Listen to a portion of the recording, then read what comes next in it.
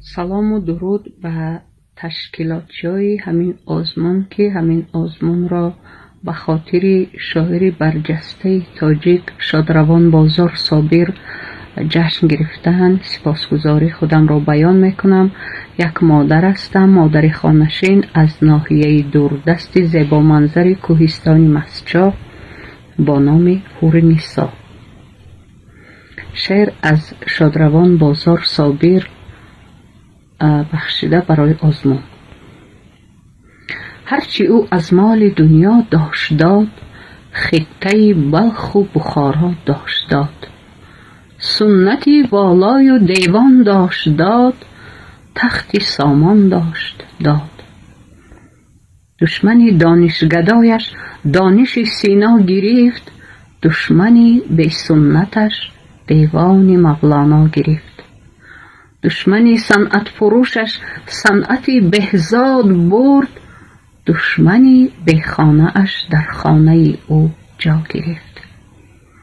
داد او از دست گرز رستم و سهراب را، بر برانی ناتوان را توانا کرد او.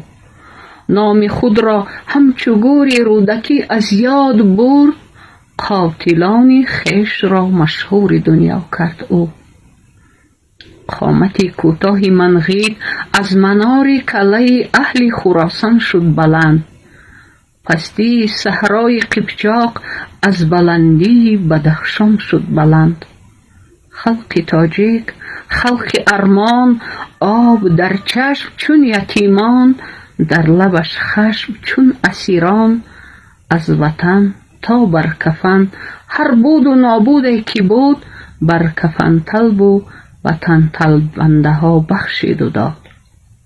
دشمنی درویش خود را شاه و دارا کرد و خود درویش شد. در میان تنگ چشمانی که در چشمانشان سالهای تنگی را میدید او، گه در آتش گه در آب ته به ته با سوختنهای منار سغدیانش سوخت. با خراباباد دیوار و دری افراسیابش شد خراب. لیک لفظی مادریش همچو نام مادرش، در زبان و در دهانش ماند. هر سخن با شیر مادر سخت شد، در استخوانش ماند. خود به خود در گوشه خاکی